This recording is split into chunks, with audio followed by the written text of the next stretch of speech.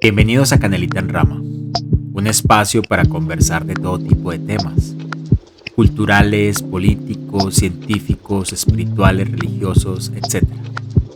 Nuestra idea es escuchar y sacar lo bonito de los seres humanos de nuestra generación, en relatos que pasan desde lo bello hasta lo no tan bello. Canelita en Rama es un lugar para escucharnos, simplemente para escucharnos. ¿Cómo están? Espero se encuentren muy bien. Estamos ya en la 7ª temporada de Canelita en Rama y yo estoy muy contento porque estoy casi como en la playa. Y hoy vamos a dialogar con una persona que hemos estado esperando mucho. Y va a ser una conversación muy especial porque ella de por sí es una persona maravillosa. Hoy estamos con María. Hola María, ¿cómo estás? Hola Jonathan y todos, ¿cómo están? Nosotros estamos muy bien, yo estoy muy bien. La intención de este programa es escucharnos y aprender del otro, de las personas que caminan a nuestro alrededor, de lo que hacen, y cualquier cosa que hagan para nosotros es muy especial porque es algo, por un lado, que no conocemos y por otra parte es algo que genera una maestría, porque por ahí nos has comentado varias cositas que vamos a estar dialogando que en sí genera una maestría, y esa maestría es un aprendizaje de vida, es una experiencia, y esa experiencia, digamos, para nosotros los seres humanos es muy importante porque es algo que de por sí hemos dejado a un lado, aprender del otro, del vecino, de todas esas experiencias que también nos enriquecen como cultura. Entonces, qué rico aprender de usted. ¿Quién es María? Bueno, María, yo creo que esa pregunta es difícil porque a veces contestamos como yo soy arte o yo soy estas cosas que me gustan, pero digamos que en este momento es muy bueno el tema de la entrevista porque estoy justamente haciendo eso y es reencontrándome conmigo misma. Ay, qué bonito. Es descubriendo quién es realmente María, porque a partir de todos esos procesos que he tenido como mujer, como mamá, como persona, una vez se olvida de quién es realmente. Por ahora puedo contarte que soy una persona que ama los libros, que ama la divulgación científica, sí, y que encuentra mucha paz en temas muy tranquilos como pintar, hacer yoga, aprender, me encanta aprender. O sea, yo creo que es una muy María, la persona que aprende. Aprendamos del inicio, o empecemos desde el inicio. ¿Cómo comenzaste con el gustico de los libros, por ejemplo? ¿Y qué la llevó usted a la divulgación científica? Bueno, la de los libros creo que fue por mi mamá y mi papá. Me llevaron siempre pues como a temas de literatura, ferias del libro. Vale. Entonces siempre había como esa iniciativa de yo quiero comprar este libro o quiero empecé con los de la Barbie. Eso sí. Con las esta revista y historietas de la Barbie. No, era como un librito donde te contaban la historia de la Barbie. Entonces, bueno, con eso empecé. ¿Te veías también las películas? No, tuve algo muy con mis papás y es que me reducieron mucho el tiempo en televisión. Ok, o sea que sus papás eran muy conscientes. Entonces sí, era como que me cambiaban o por juegos al aire libre o ya como temas de familia o juegos de mesa, ¿cierto? Entonces empecé con el de la Barbie y ya posterior me compraron uno que recuerdo mucho, era la historia de los 3 cerditos, vale, en 3D. Ok. Entonces se abría y teníamos como toda la imagen de los 3 cerditos y me encantaba, pues ese era como mi libro, me lo leí por ahí 100 veces, todo el tiempo era como, ese era mi libro. Y la divulgación, hace 10 años tuve la oportunidad de empezarla a vivir de cerquita. Y me llamó mucho la atención como el poder saber qué hay allá, el que somos muy pequeños y a veces insignificantes para el gran cosmos, para el gran universo. Entonces esa fascinación como por, bueno, ¿qué hay más allá de esto que vemos? Me empezó a generar ese gusto por la divulgación, empecé a tomar cursos de ciencias planetarias. Empecé a leer un poquito pues acerca como de la divulgación y de lo que se hacía con el tema planetario. Descubrí, por ejemplo, tengo un planeta favorito que es Urano. ¿Y por qué? Y porque es azul, es que es mi color favorito. ¿Y por qué es azul, por ejemplo? Porque está compuesto de metano. Digamos que los Mm, componentes químicos que tienen el planeta, cuando tú lo ves a través de radiofrecuencias o algo así, es que se ve pues como de esa tonalidad. ok. Tiene lunas que están nombradas con libros de William Shakespeare. Sí, Tiene mares, pues es un planeta Muy muy bonito. bonito. Está su rotación a 98 grados. Yo nací en el año 98. Yo dije, es mi planeta. es para ti. Sí, entonces, sí, de ahí empezó como el gusto. Ahorita vamos a llegar allá porque es algo que también a mí me fascina mucho. Yo tengo una fascinación por el universo, tal vez desde la parte de la literatura. Eh, Pienso lo mismo, de que somos una cosita así, pero nosotros le dimos el nombre universo, que eso a mí me parece fantástico. Llevas un tiempo viviendo en este lugar, Sí, pero ¿dónde naciste? yo nací en Itagüí. Eres itagüiseña, Soy ok. itagüiseña. Nací en Itagüí, viví en Amagá mis primeros 2 años. En la parte rural de Amagá. No, en la parte pues de lo que llaman casco urbano, El casco urbano. de Amagá. Crecí ahí como por 2 años, entre idas y venidas pues acá a Medellín, porque toda la familia estaba acá en Medellín. Ok. Y ya estuve pues como en esa transición. y Pero me estuviste radiqué acá rotando de lugar a en esos lugar. 2 años. Y ya me asenté acá hasta los más o menos 11 años. Ok. Y de ahí ya empecé a viajar otra vez. Nos contaste que su papá es bastante Ajá, viajero con por mis el trabajo. papás por el trabajo se tenían que desplazar. Entonces estuve en lugares como Caucasia, Vale. Támesis, Sincelejo. Eso la vuelve cosmopolita. Sí, no soy de todas partes. Sí. Sí. Y llegaste a este lugar, ¿y qué le ha parecido? Por ejemplo, nosotros estamos en un lugar llamado La Estrella. Es un lugar muy bonito que queda en Antioquia, Colombia. ¿Cómo le ha parecido este lugar? Bueno, este lugar, digamos que donde yo he vivido, han sido muy citadinos. Y llegar a este lugar fue un antes y un después de ese cambio. Ok. Lo que más resalto y me ha gustado de acá es el tema de la gente, la cultura, que encontré, por ejemplo, como un espacio o un sentir con la literatura, que realmente acá es algo que está muy marcado, el tema cultural. Entonces dije como, wow, por fin puedo encontrar como ese mismo círculo de personas que también aprecian este tema, Eso de que es. también invierten su tiempo y su vida en hacer cultura. Entonces me ha encantado, pues yo me siento feliz aquí. Uno cree que yo me crié en Medellín, digamos desde el tema cultural, y uno cree que en su propia tierra no se mueve tanto como uno quisiera.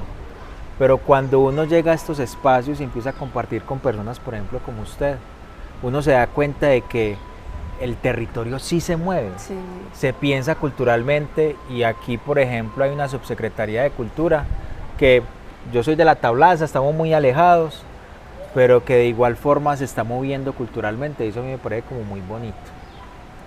Entonces empecemos con los libros. Empezaste con el libro de los cerditos y sé que eres una lectora muy apasionada. No sé cuántos libros te devoras o si se demora mucho en leer un libro, pero de igual forma cuando hablas sobre los libros me parece una forma muy apasionada y muy hermosa. ¿Qué ha significado usted ese camino de la literatura? bastantes cosas. La primera es que es como mi polo a tierra. Vale. Digamos que eso es la ancla de quién soy yo realmente cuando empiezo ese camino de descubrimiento. Es como, bueno, eres una persona que le gustan las letras, la escritura, el expresarse, que encuentra como esa pasión y ese gusto en esos libros, en esas historias. Entonces, al día de hoy sé que es algo muy mío, que me podrían quitar todo, pero menos los libros. eso es natural. Eso no podrían como quitármelo porque es como muy mío. Hace parte también de que como es un ancla, estructuré entonces la parte de lo que me compone como esto es lo que puedes hacer para darte una vida, ser profesional y hacer camino, pero esta es tu Qué ancla, importante. pero esta es tu ancla cuando necesites volver a ti. Qué bonito. Y también le gusta escribir. Sí. ¿Cómo es eso de la escritura? Todavía no se ha mostrado y eso yo lo estoy esperando. Porque por sí demuestras, digamos, un cariño hacia la vida y yo siento que esa transcripción de todo lo que recibes va a ser hermosa. Bueno, a ver, la escritura se divide en varias ocasiones de mi vida. Vale. La primera es que empecé escribiéndole el tema del amor. Ok. Encontré esa inspiración, ¿cierto? Luego se transformó a escribirle a la vida y digamos que dependiendo la tonalidad en la que me encuentre es que salen los escritos. Pero sí me he mostrado, ya he publicado en La Guajira. Sí, eso no había contado. Publiqué alguna vez en una editorial que estaba empezando en La Guajira y me presenté en Idea Sí. a leer mis escritos. ¿Y cómo se llama? Se llama El Ojo Creador. Ok. Ese es el escrito que creé. Sí, pues fue como muy mío. No habla de temas de amor, sino más bien como de esa transformación que ocurre cuando pasas de ser hija a ser mamá y estás con tu mamá siendo hija. Ok, muy Entonces, teso. Sí, ese fue como el que eligieron y en el que publicaron. Hay algo que yo estaba escuchando en estos días y es, el cuerpo es la literatura es la representación del cuerpo. Todo lo que uno vive con el cuerpo lo representa también en la escritura. ¿Qué piensa usted sobre eso? Yo digo que más que el cuerpo es la escritura, uno hace una escritura en el cuerpo, Vale. más fácil, ¿cierto? Sí. Alguna vez sí he escuchado de muchos escritores que ya están publicados y que llevan trayectoria, y es que nadie puede escribir en cuerpo ajeno, ni nadie puede escribirle a un cuerpo que no conoce. Eso es. Todo lo tenemos que vivir o al menos haber olido por ahí un poquito de esa experiencia para poder decir y escribir sobre ello, porque o si no sería ficción, Totalmente que también de es un género muy interesante. Y hay algo que a mí me parece muy particular y sería muy bonito dialogarlo con usted, y es que muchos artistas, y yo también me referenciaba en ese tiempo, tiene uno que vivir las experiencias para poderlas escribir. Me explico. Entonces, un artista, digamos, que quiere escribir tristeza, tiene que estar sumido en todo ese entorno de tristeza para poder escribir tristeza. Y eso a mí me generaba como varios conflictos. Entonces yo siempre tengo que estar triste para hablar de tristeza. ¿Qué piensas vos sobre eso? Hay un ejercicio muy interesante y es que hay personas muy sensibles ante la tristeza de los demás o ante la tristeza que los rodea o que puede percibir de otros. Entonces es muy interesante, por ejemplo, que yo pueda vivir eso del otro y lo pueda hacer arte. Ahí es donde yo voy a esto. Nosotros como escritores somos chismosos. Sí, pues es innegable y me lo han dicho, no te quedes viendo a las personas así que nos están viendo. Totalmente. Porque, o sea, alguien que esté hablando muy fuerte o que esté teniendo como una vivencia, uno quiere saber qué y uno le empiezan a nacer pues ideas y uno no le está pasando esto, puede ser a raíz de esto. Y uno se crea una historia, o sea, uno termina el cuento así haya escuchado la mitad. Es algo muy bonito y se los digo yo a ustedes, cuando ustedes hablan con un escritor y les cuentan su vida, vayan pensando que de pronto en 2 o 3 años esa historia va a estar por allá en letras y en libros. Sí, algo por ahí tiene que haber. Bueno, y pasamos al tema de la divulgación, y no sé si lo has articulado los dos. Has articulado la escritura con la divulgación. ¿Cómo ha sido, por ejemplo, el tema divulgativo, ya que has estado estudiando? ¿Y cómo es eso de observar las estrellas? Bueno, en cuanto a la lectura y la divulgación, en el inicio empecé haciendo escritos como del universo, de Urano, de clases que tomaba, como que las articulaba. Ahora, el día de hoy, digamos que la divulgación la hago desde la universidad, con temas de visitas a territorios o con salidas a colegios de los municipios, de los diferentes municipios de acá de Medellín, y es toda una experiencia, o sea, llegar a un territorio a contarles cómo se descompone la luz, cómo pueden ver la luna, cómo pueden ver el sol, que por ejemplo muchas personas es como, ¿en serio podemos ver el sol? ¿No nos vamos a quedar ciegos? Y son como fascinados, o sea, desde señoras, por ejemplo, me pasó hace un mes en Arboletes, que fuimos a Y hacer... arboletes. Fuimos a hacer divulgación, una señora muy tesa, o sea, uno de esos territorios, de pronto por el tema de abandono cultural en esas regiones y porque es más difícil como el acceso a estos temas, pensaría uno que no son tan soñadores o que no son tan investigativos. Sí. Pero este territorio nos sorprendió, o sea, la señora sabía exactamente cómo funcionaba, cómo pasaban las cosas y tenía como esa curiosidad intacta, ya era una señora mayor, tenía esa curiosidad intacta de saber cómo funciona, qué es lo que hace, cómo es que podemos hacer esas cosas. Y era muy bonito ver eso reflejado porque invita a que quienes lo hacemos, es como hay que seguir haciendo y seguir llegando como esa chispita en el pecho. Seguir llegando a muchos lugares.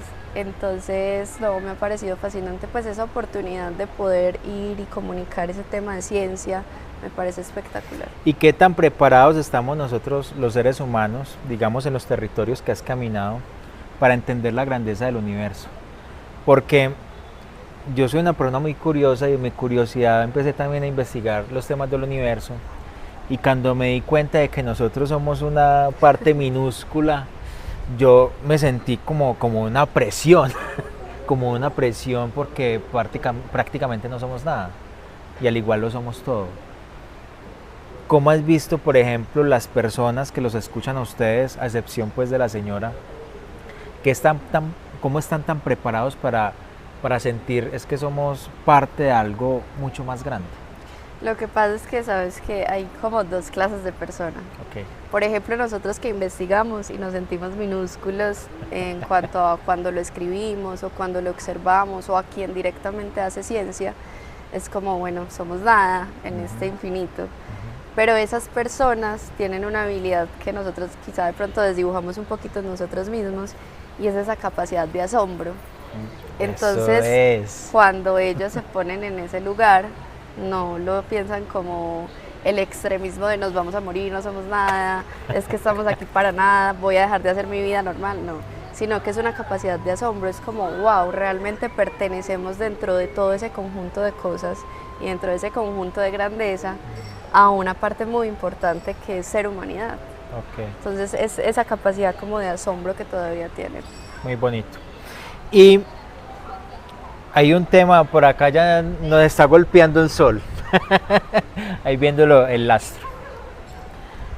El tema de que nosotros posiblemente, y es un sueño que yo también tengo como ser humano, vamos a colonizar otros planetas y otros lugares. Ojalá.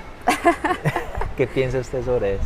Pues la verdad no he pensado mucho en esa salida de la humanidad. Digamos que llega a mi pensamiento hasta esa era soñada en la que la luna nos proporcione ese impulso para crear material y salir, ¿cierto? Hasta ahí llega mi parte soñada. O sea que la luna, eso yo no me lo sabía, la luna genera, digamos... Lo que pasa es que hay por ahí algo de tema hablado, de que la luna puede ser como una base para salir hacia esos otros mundos, ¿cierto? Porque despegar desde ahí genera mucha menos logística, pues, por decirlo así.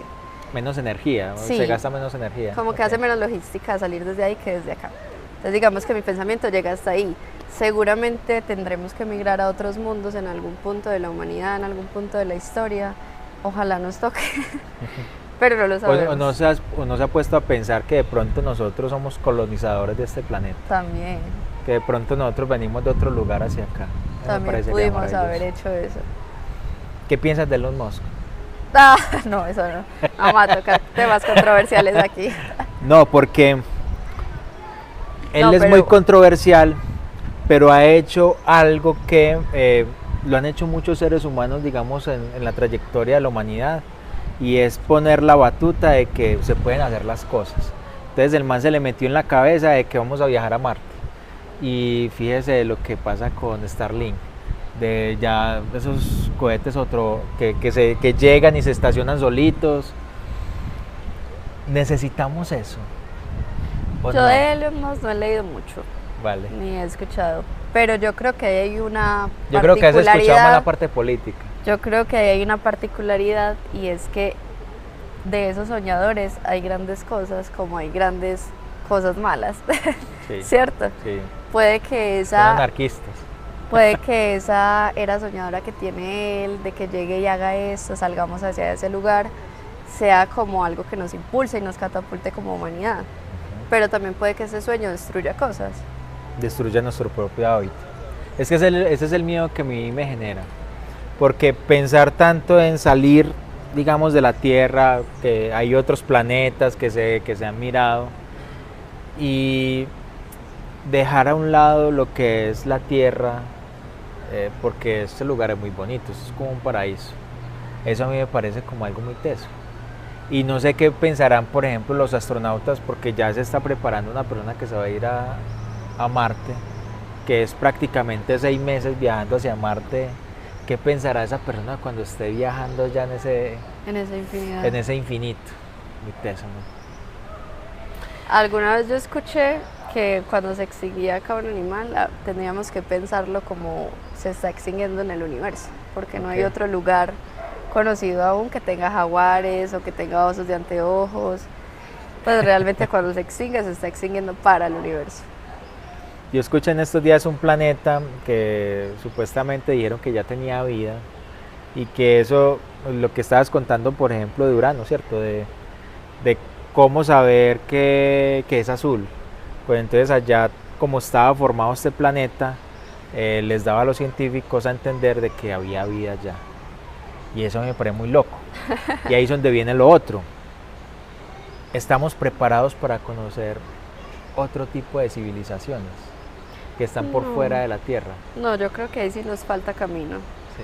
porque lo primero o lo instintivo que vamos a tener es colonizar o no dejarnos colonizar. Es que Va a ahí ser está. o hacia la inversa o hacia ellos.